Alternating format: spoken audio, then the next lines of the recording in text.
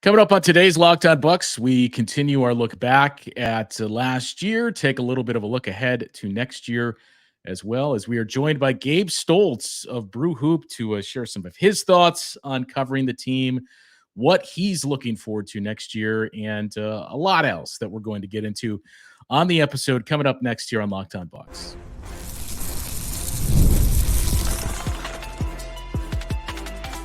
You are Locked On Bucks, your daily Milwaukee Bucks podcast, part of the Locked On Podcast Network, your team every day. And welcome into Locked On Bucks. I'm Justin Garcia here with you. We thank you for making Locked On Bucks your first listen every day, free and available wherever you get your podcasts. You can find us on YouTube as well, part of the Locked On Podcast Network, your team every day. Today's Locked On Bucks is brought to you by FanDuel. Make every moment more, as right now, new customers get $150 in bonus bets with any winning $5 bet. $150 with any winning $5 bet. Visit FanDuel.com/LockedOn to get started. Well, as you can see, if you are watching this on YouTube, it is not Camille Davis joining me today. It is Gabe Stoltz, who you can find on Twitter at Stoltz3. You can read him on Brew Hoop as well. I would see him daily at Fiserv Forum covering the Bucks for the last few years. So, Gabe, first of all, thanks for joining us tonight. As I mentioned, we're going to cover a lot in this, as Camille and I have already started to go over, I suppose, went wrong last year and do some look aheads to next year. But as I mentioned, you for the last few years have been there every single home game covering this team, and you've seen all of it as well. There were some memorable moments we'll get to here throughout the course of this show, but I suppose we just ripped the Band-Aid off immediately. Looking back at last year, I don't even know where to begin with it. I mean, I think were one of the few of us that were there when Adrian Griffin was announced as the new head coach of the Bucks. You think about everything that's taken place in the last 12 months. You had Bud fired. You had Griffin hired. You had Griffin fired. You had Damian Lillard traded for. You bring in Doc Rivers. That this has been one of those seasons unlike anything I can remember.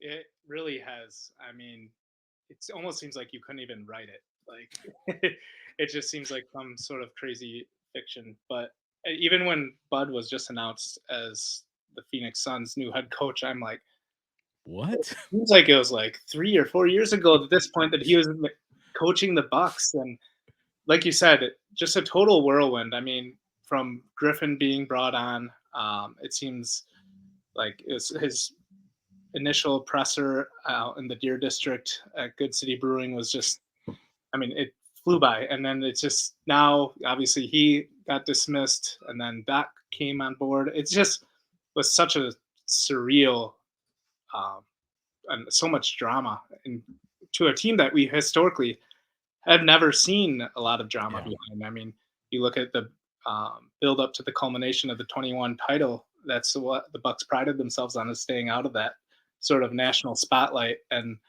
this year was a little bit different. So it was a lot. Yeah. I mean, it was, and that's the big thing, I suppose, to start at, is there was never any drama with this team. I don't know if I'd say there were no leaks, but they were very buttoned up. And I know people at times would complain about Bud when you think about his press conferences. Man, they're short. You don't really get much from him. We saw the opposite end of the spectrum with Adrian Griffin, where at times you felt like, I feel like we're getting a little too much here. But it was crazy to me to think of, I don't know if taking for granted is the right way to put it, how accurate that is, but a lot of things I do think we took for granted, not just solely with Bud, but everything that the entire organization put in place. When we think about where the Bucks were before Bud, there was a lot of the same, that there was a lot of miscommunication and confusion, and there weren't a lot of these guardrails in place. And look, again, it's not entirely Mike Budenholzer, but I think you saw the guy that was responsible for a lot of them. When he was gone, you saw, man, this can easily slip away. Yeah, exactly. I mean, it's goes to the old adage of be careful what you wish for, and like right away in the first few weeks of the new season, I mean, we all saw how bad the Bucks defense suffered, and everyone was just so used to seeing that strong top 5 defense that Bud would instill into his guys. And I think just overall, Bucks fans were just taken aback. I mean, anytime you see a change like that, you're going to notice it. I mean, even the players too. I mean, we all know how they approached Griffin early on in the season about Brook Lopez coverage and all of that, and how that immediately. I mean, Griffin listened, and we all know how that panned out. And then, but just like, I think it was new to them too, and it's just maybe they took it for granted too. It's just so many unique situations just across the board, and really, like you said, just how the organization from top to bottom was operating. It just seemed like a whole new era, really, and it was. And then right before, as quick as it started, it ended, and then another era got ushered in with Doc, and just so surreal. So like, speaking of that, so I'm at the pregame press conferences, but I don't get a chance to attend the postgame or in the locker room because of the postgame show. You're there for both of them. When you think back to last year, one of the things that stood out to me was, I think if I had to peg a couple of words, confidence would be one of them. But just the difference, as we kind of touched on there, when you think back to Bud going to, I don't want to turn this into an Adrian Griffin bashing session here, but the changes that you noticed in those settings the most were what? Yeah, so it first started off with Adrian Griffin, and like right away, like you said, Bud was always kept everything close to his chest. He never gave away rarely any information. So we are all sort of just used to that. And then Adrian Griffin came aboard, and like he would just he loved to talk. Like he would talk about a lot of things, sometimes pertaining to your question, sometimes not. It was just Sometimes not. a little bit of a rambling. But you could always tell that he loved the game of basketball, which is fun for me to see, and the stories he would tell. And then to Doc, and Doc, I mean, is one of a kind. We always, like you said, the answers he gave were just nothing like we've seen before. Confident is a great word, like you described it, but I would say just transparent. Like, he would tell you exactly, like he wouldn't lie, or he'd be. I mean, obviously some things but for gamesmanship and whatnot, but like for the most part, he is very transparent. He was very truthful in his assessments and all that, and that was something that we loved as members of the media, because that was something that we never really got before, and we could use it for analysis and use it to reflect on. So that was something that was fun in that case, of just being able to. I mean, Doc is a coaching legend, obviously, just given his playing career, and in addition to his all of his years spent coaching, so he's seen a lot, and it's always fun to see him just not ramble, but just go on in such in depth about the stories he's seen, the experience he's seen. So I really benefited it from a lot in my stories, and just from a basketball sense, appreciated it a lot. He's the guy that you would, I mean, you hear it tossed around a lot, but like, oh, go get a beer with that guy. But that's Doc. That he's the guy that you're going to learn from if you get a chance to hang out with him for a couple of hours. He is very transparent, as you noted. I mean, even the little things, like case in point, under Bud, if somebody was listed as questionable, we would always ask, hey, is Giannis going to play tonight? We'll see. He's going to go through warmups. You want to get an answer? Doc would say, yeah, or he's going to warm up, but I think so. Like little things like that, you could just see, okay, there's that transparency. And you'd hear from some people of, well, I don't know about Doc. You're like, you may like him now, but we'll see how that goes. Or Doc throws guys under the bus. But look, maybe we're in the honeymoon phase. That was not at all the version of Doc Rivers we got. I will say too, even because a lot of the fans just see the interviews that the Bucks will put out on their socials, like from the first question. Yeah. And I think you'll agree with this, but like when he comes out to in the media room, he'll just make some funny comment, whether it be about the game or someone in the room or someone that he knows because he knows everyone. Yeah. Yeah, and then especially if it's a late game, he'll sorry for keeping you guys late, stuff like that. But I also encourage everyone to because before he officially was announced and like all the rumors were swirling about him becoming the new coach, I was looking up Doc Rivers pressers because I was just curious. And there's a story. I forget. It was like either 2008 or no, it was when he was on the Clippers, and it's you can find it on YouTube. But he's talking about how Tiger Woods was making a run at the Masters, like to come back and take the lead. And one of his, and I'm just paraphrasing, but one of his assistants told him that, and they're like, no, Danny Ainge, excuse me, told him to Tiger's making a run, and Danny Ainge goes, get tossed so you can come watch it with me. So the first play of the second half, Doc just goes ballistic. And then I forget the ref, but he's just like, you think I don't know? I want to watch.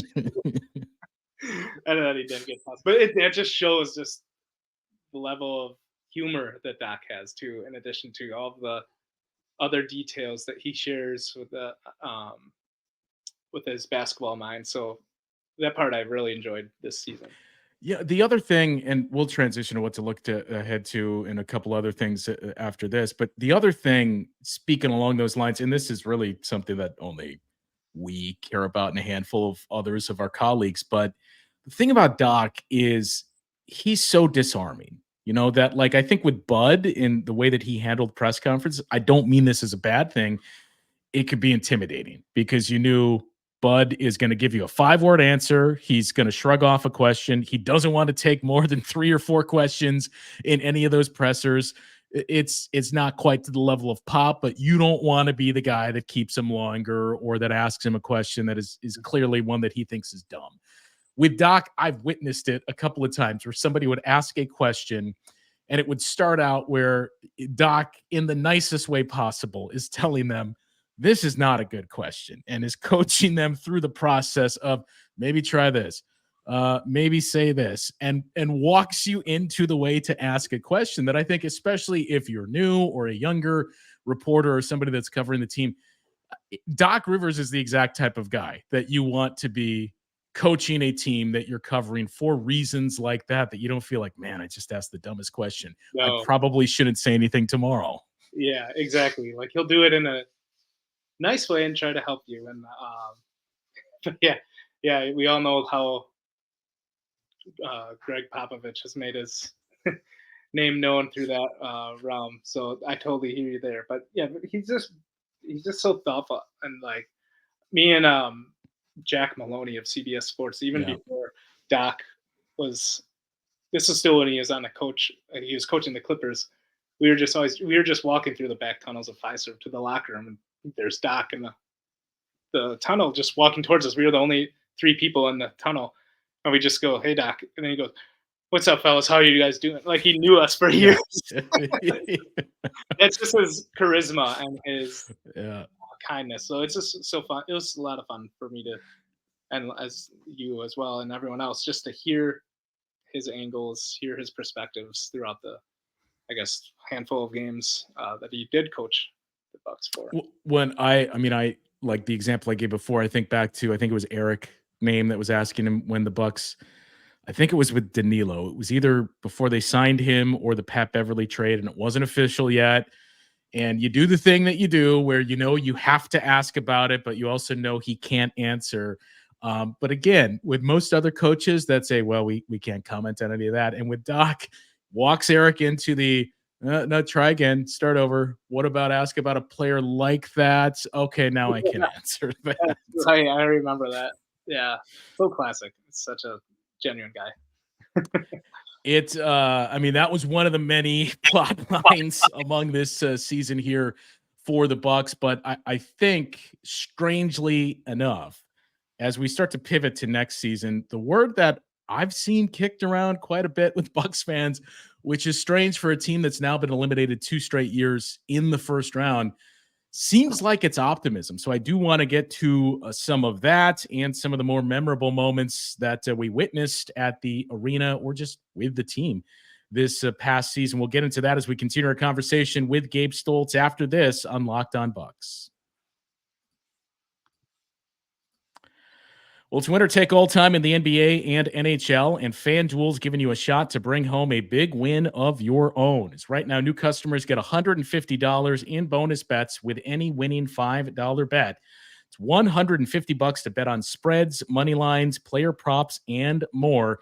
Visit FanDuel.com/lockedon and make every playoff shot count. FanDuel, America's #1 sportsbook.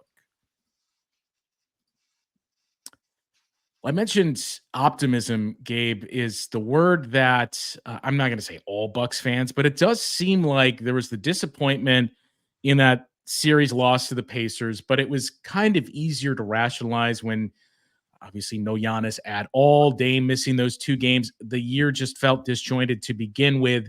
And that's what I've been struck by is, look, it's not as though the Bucks are in a great spot with their age and makeup of the roster, but it does seem like overwhelmingly there was a lot more doom last year than there is this year, where it's been more of a, all right, we get a full off season with Doc, we get a training camp, we get to see if maybe multiple of these young guys can continue to develop. That I understand there's teams that are better situated than us in terms of the cap and with younger talent, but especially seeing what's continued to happen in these playoffs where you could have the Dallas Mavericks in the NBA finals, we still feel like if we're healthy, we're going to be there.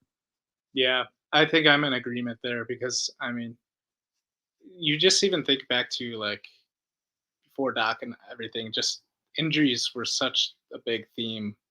I mean, it was just, I remember, speaking of Doc, funny enough, Eric was asking a question about having the big 3 all healthy.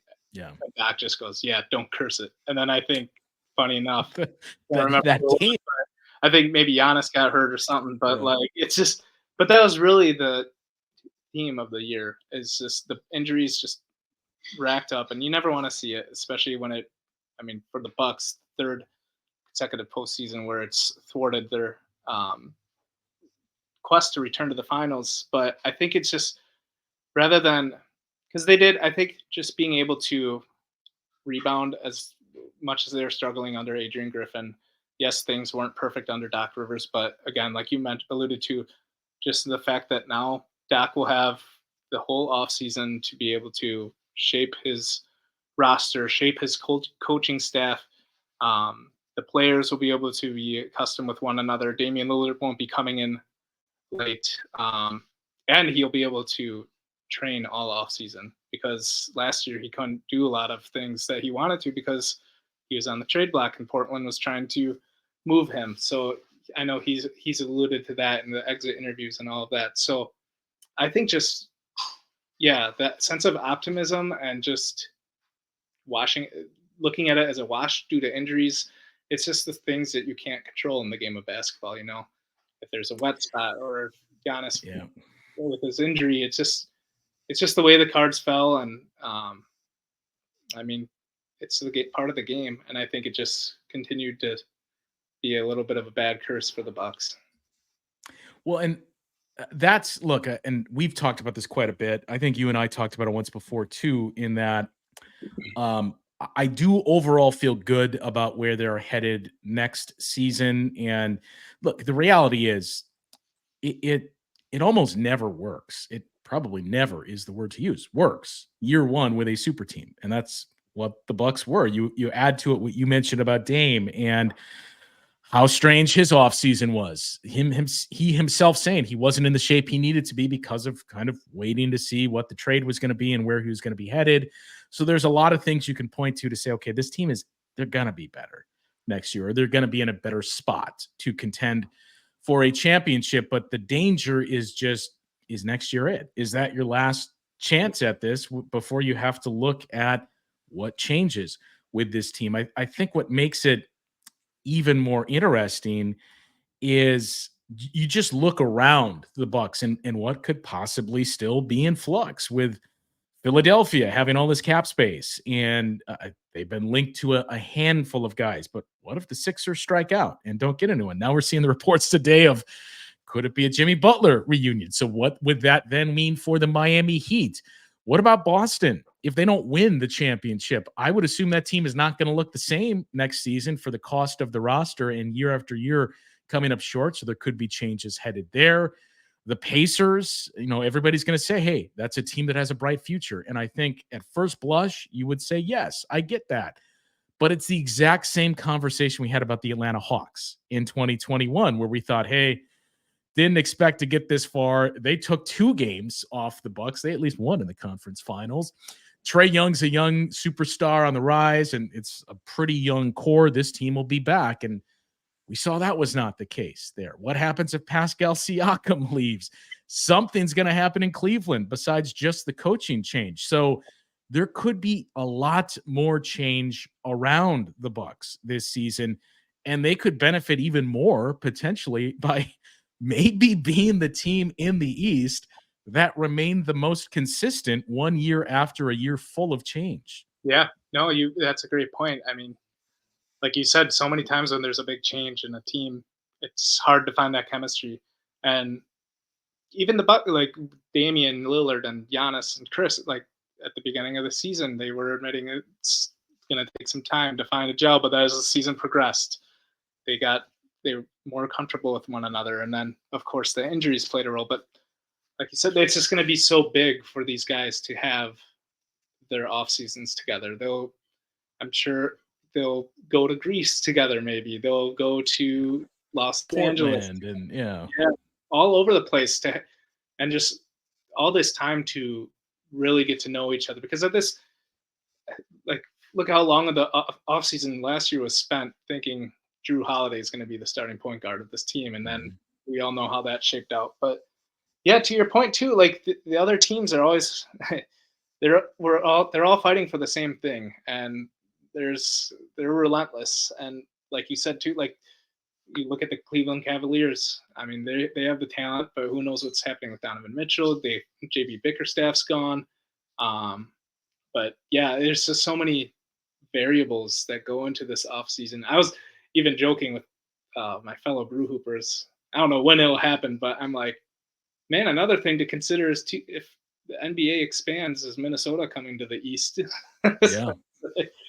Man, that might be a little bit of a problem coming down the road in a few years, but who knows where expansion's at. But yeah, it's just, there's just so many things ways teams can improve themselves. But in this case, by almost running it back for arguably a last dance, maybe the Bucks are in a better position than those other teams, but who knows at this point.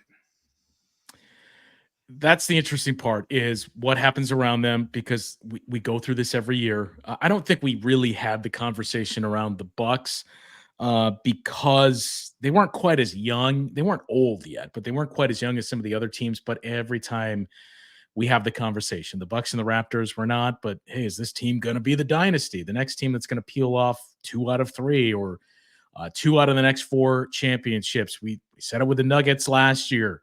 Denver goes down. Then it was all of a sudden, well, this was the West Finals, the Nuggets and Timberwolves. And now the Timberwolves might get swept in the West Finals. But we had that conversation of, is it the Timberwolves? So I think that's the other thing that just backs up. Look, a year of consistency, no change, another year under Doc, you're probably in a better spot because of everything that has changed around them and just how much parity there is that's made its way into this league. But when you look at the teams that have found success, I mean, sure, you need to have defense and you need to be a two-way player, but you think about the pairings, and that's what we keep going back to is, the shame of it is you didn't see Giannis in the playoffs. I still believe, I don't know about you, they beat the Pacers if Giannis is healthy and plays in that series. But Chris Middleton and Dame, that works in the playoffs. I would have to imagine you add Giannis into the mix, that's going to work too. And I think that is the last thing we got to. That's the biggest thing that spreads and breeds that optimism is, okay, we have a trio that I don't even care how many games Chris Middleton plays in the regular season. I don't care if Giannis and Dame play in less than the required amount for individual awards. If it means those 3 are healthy in the playoffs, I think what we saw with 2 of them for most of the series leads you to believe, yeah, this is going to work incredibly well with these 3 together in the playoff series.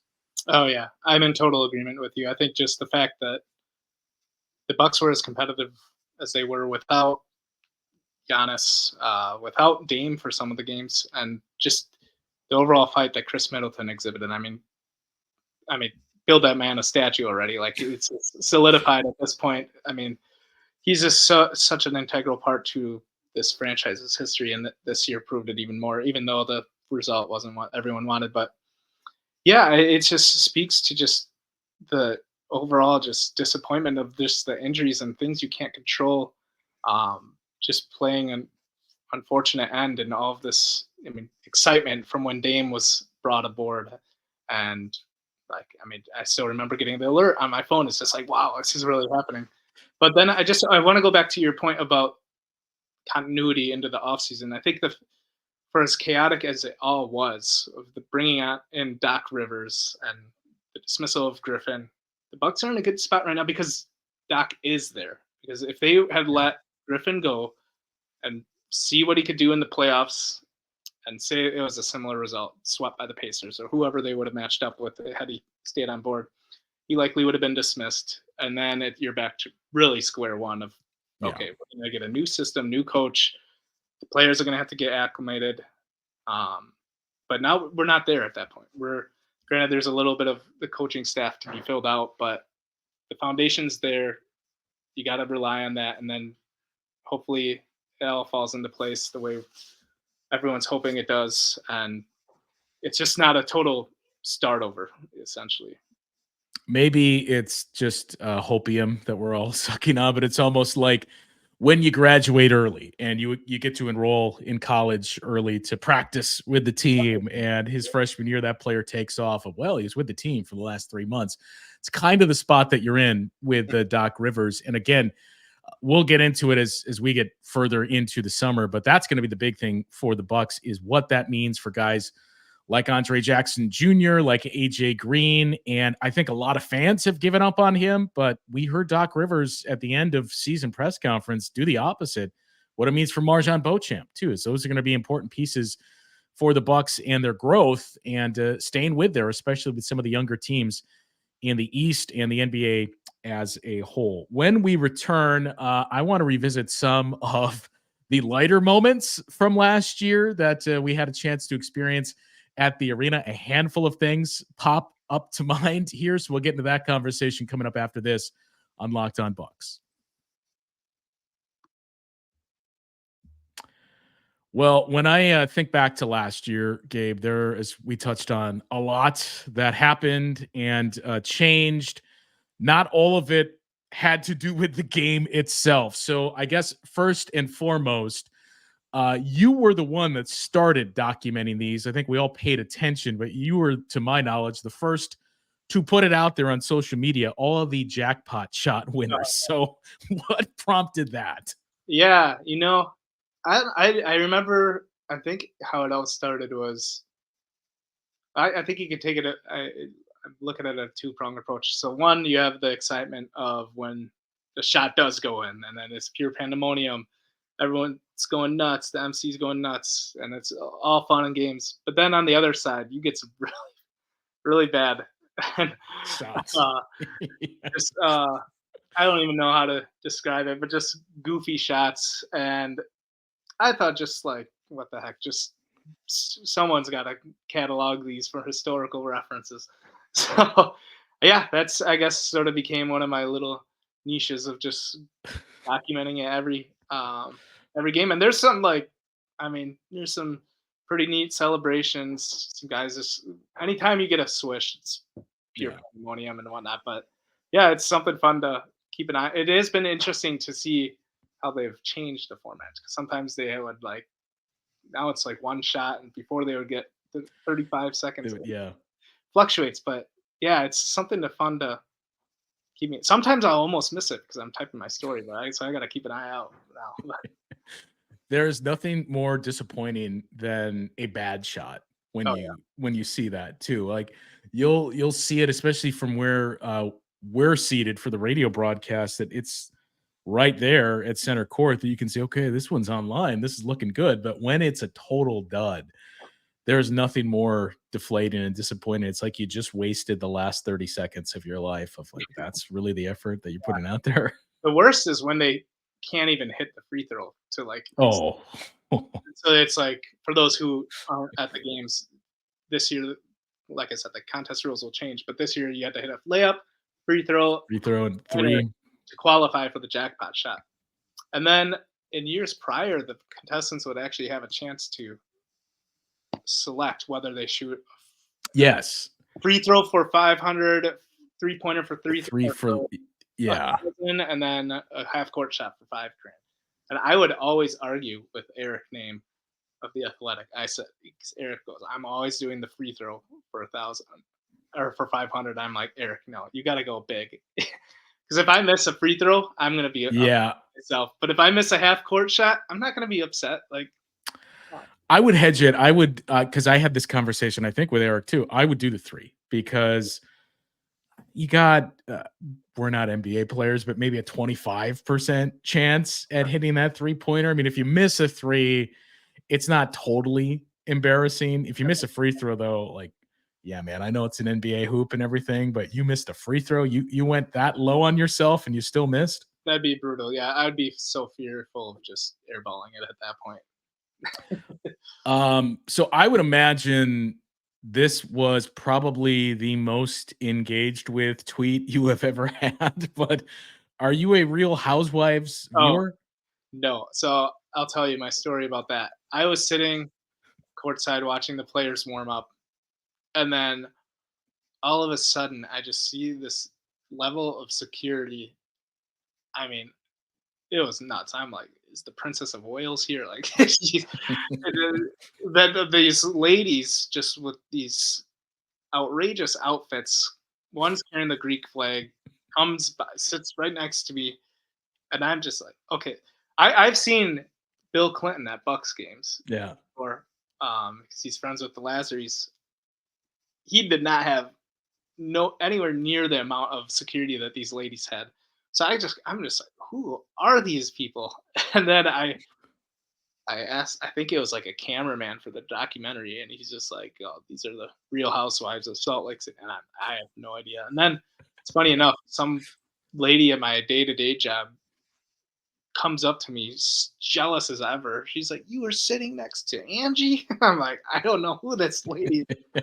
So I've never seen an episode of it. I've never seen, I mean, I've had zero interaction with it, but I may need to get, I don't know, what is it, on Showtime or something? I think I heard it. I think it's Bravo. Yeah, come on.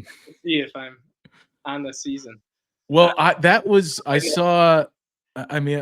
saw your initial tweet, and then it started to take off too, of people retweeting it and other tweets of the Real Housewives of Salt Lake City are at Fiserv Forum, and you're like, wait a minute, we're not even playing the Jazz tonight. Like, what is the story here? I think it was like a February game against the Hornets. Yeah, and I remember asking a few people, like, what is the story here? And I asked somebody from the Bucks marketing team too, like, why are the Real Housewives of Salt Lake City here? And like, well, they're filming for the TV show, and one of them, I think she's Greek, is a big Giannis fan. Like that, I mean, that's it. Like, fine, it's great promotion for Fiserv, but really, okay.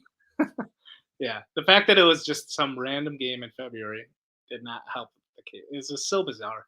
Definitely one of the weirder encounters I've seen, or celebrity sightings I've seen at a Bucks game. I don't know if you remembered this, but I still don't even know why he was here. But I think it was last year, the president of Iceland. I was just going to bring this up, yeah, because to your point, we had him on as a halftime interview.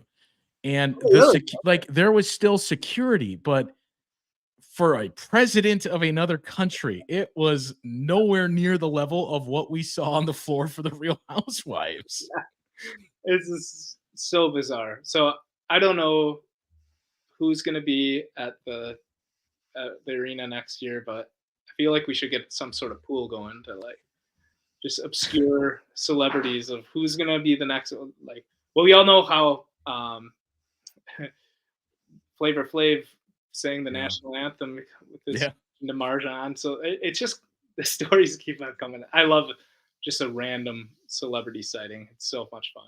The president of, was it Iceland? I can't remember which other country it was, but he, from my understanding, his son was a huge Giannis fan. So that's why they made the trek over here to take in a Bucks game. But also from my recollection, he had fine seats, but it wasn't what you would expect for a president. It was just in the general public, Yeah. in the lower bowl. Yeah, it was like, oh wow, that's where we put him. Okay. People. Did you ever have to answer whether or not you subscribed to Pat Beverly's podcast? I did not, but I know a few other members of the media. Anytime I spoke to Pat, he was in the media room at the stand. So, but yeah, I know a little bit unfortunate of how that all unfolded at the end of the year, but I mean, it goes to show, just like we were talking about, the Bucks avoided the national spotlight for so long, and this season of just oddities continued to rack up until the final, well after the final horn sounded. I guess I'll sneak in one actual basketball question here. If you had to pick or had to guess, if I were to tell you there was one, how would we put this, of the top 7 rotational players that is not going to be on the team next year, the most likely player for that would be who? I think it would be Bobby Portis. Or did you say not part of the, yeah. I think not part, yeah. Yeah. I think it sort of just seemed like his time came to an end this year. I think that looking ahead, we all know the Bucks don't have a lot of flexibility and to make a move.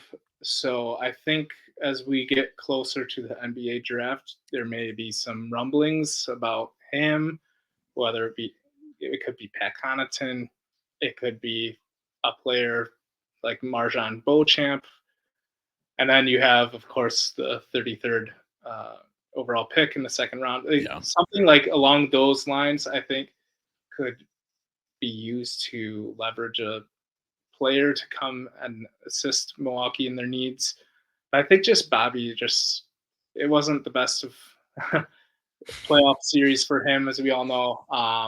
It just sort of seems that his shelf life has expired, sort of similar to just how we reached the end of the Budenholzer era. Like, just there's a admiration between both parties, but at the end of the day, it's just something that has reached its course. So, and I think just given the fact that he would likely add the most to a potential return, even more likely that he would be the player on that's most likely to be traded. I joke, I'm like, the day he leaves in Milwaukee, a lot of marketing agencies in Milwaukee are going to be scrambling, because he's everywhere. He's everywhere. He's like the David Gruber of basketball, on billboards left and right. So he loves those sponsorships. So, but I mean, if it is the end for him, what a run. I mean, truly a man of the people. He'll get warm receptions the rest of his career.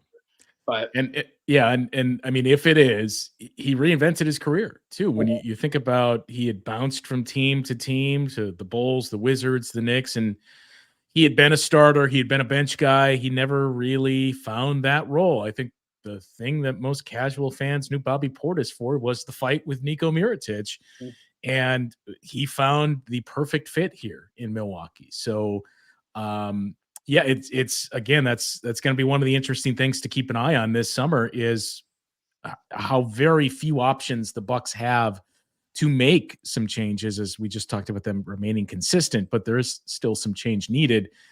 That's maybe the lever you could pull to get the most in return. So that'll be interesting if that is indeed the case. The last thing I have for you is you, I don't know if I would say stole, because you actually did it, but you took one of my ideas that I had long thought about here, and I forget where I discovered it, because it wasn't through, I think you tweeted it out. I think it was like on a Milwaukee subreddit, because now this Google file pops up everywhere now. But you were the guy, and I saw who created it and thought, I wonder if that's Gabe, and then saw you mention it. You were the guy that put together and ranked the best taco trucks in Milwaukee that everybody has stumbled on Reddit, Twitter, wherever, where you see the Google Drive link. That's you that created that. So what led to that? Yeah. So funny enough that you had the same idea, because that's how it initially formed. I was driving around. It was COVID. We were in the heart of COVID. So everything was shut down. Restaurants were just in the beginning stages of promoting their takeouts. And I'm just driving around. I must have been coming home from the grocery store or something, and I just see like 3 taco trucks on my way, 5-minute drive home. And I'm like, I wonder if someone's actually tried to like, not, I didn't even like think it, initially I'm like, maybe not try, but like, just like log all these taco trucks. Then it eventually got to a place where I'm like, okay, I'm going to try it. And then what the heck, I'll rank them. I think Eric was the guy who was like, okay, we need rankings here. So we can't just have like pictures of the taco. Yeah. So then I'm like, okay, it's a pandemic. I don't have anything better to do. So this is like me instead of like doing something useful, like learning how to play a guitar or learning another language. I'm the guy that's trying to visit every taco truck in the city. So I just started driving around. I mean, we all know how boring COVID was, and just gave you something to do. So I think I haven't done it in a while. I was going to say, has the list updated at all? No, the list has not updated in a few years, actually. But I think the last time I counted, it was like 60-something taco trucks. And I'll like, it's so funny. It's like a really niche market, but like I'll recognize the taco trucks I visited still, and then I'll be like, oh, that's a new one. I should admit. So if I ever do pick it back up again, I know there's dozens of new taco trucks in the city. I will give a shout out to my top taco truck, El Tapatio, which is on Future and 7th, is one of their locations. Everything from taste to presentation to transportation. They give you a good, nice old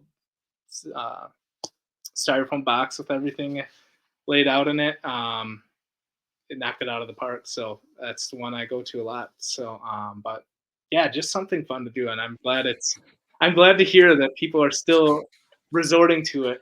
I just saw it recirculated the other day that I think I was just killing time, and I think I was on the Milwaukee subreddit and saw somebody post like, new to town, and what's the best Mexican food around here? And somebody in the comments like, here's something that somebody put together ranking tacos. So it still gets shared all the time. That's great. That's my contribution to the world. I know you haven't updated the list, but has anything changed in your rankings? Have you found anything? Have you tried anything new that would move into the top 3 or 5? No, but I will say that El Rey's, it's not a taco truck, but for those who know El Rey in the Milwaukee area, stop into one of their restaurants, because it's absolute fire. They're so good and delicious. So that's always fun to venture on into. You should have too, just for kicks, like randomly in the mix of all of them, just throw one in there that's just Taco Bell. Tried the chicken cantina taco. Yeah, quesarito.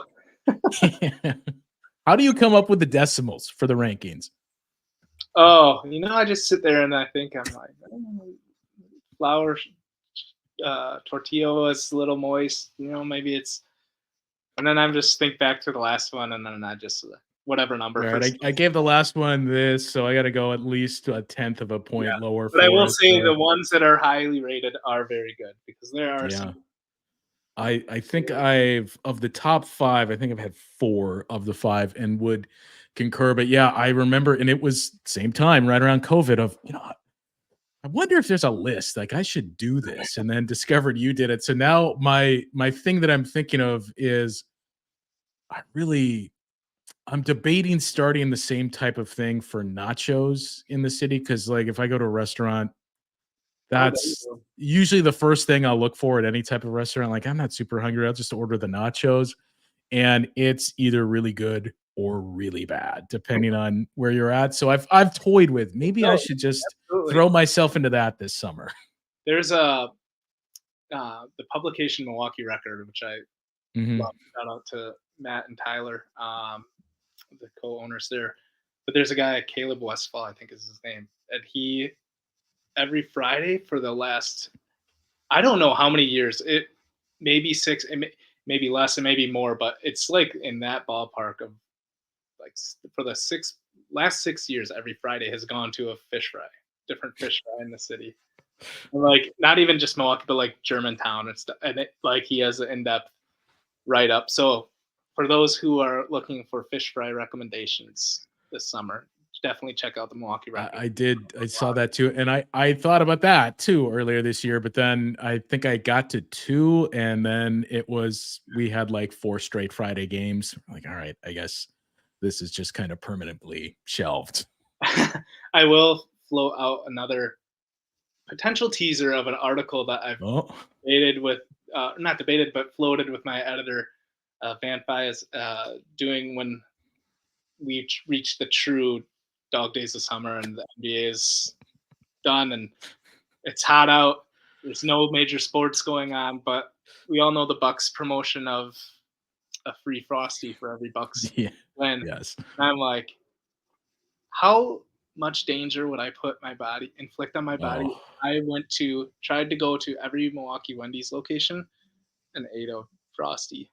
I'm just like, now that's doing it for clicks, but I think I researched it and it was 11. I think is the number of Wendy's. yeah, that sounds right. But this was inspired by, again, Milwaukee Record, Tyler Mass, who went to every Milwaukee Taco Bell. Taco Bell, yeah. I don't know And what's worse. Taco and he just recently did one on Quick Trip too, which That's the brings it. content that I love. This is it's so pure. So would you do 49 Frosties to match the win total from last year? Yeah. Justin, I'm still trying to cover the team next year. Well, I was just gonna say I can't encourage enough to, if you have not looked at the rankings, to find that it is out there, it is readily available, and do your own research to see if you have any gripes with Gabe's list of the best taco trucks in the area here. This is a lot of fun looking back at last year, and especially some of those moments that I think you caught a lot of attention for with the jackpot shot. And again, I don't know how many retweets and views you got off of that tweet, but I remember seeing it in the first quarter and it was already exploding of documenting the Real Housewives there. Who knows when I'll have to keep an eye out for that episode because I told my mom how I made it to reality TV.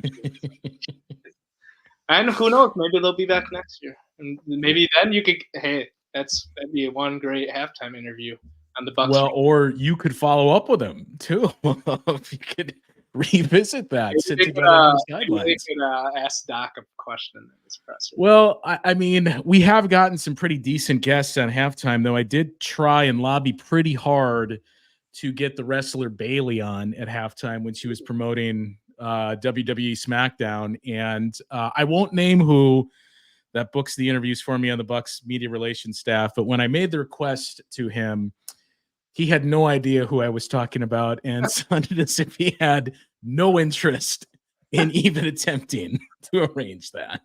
Oh, man. Well, maybe there'll be another SmackDown. One can only hope.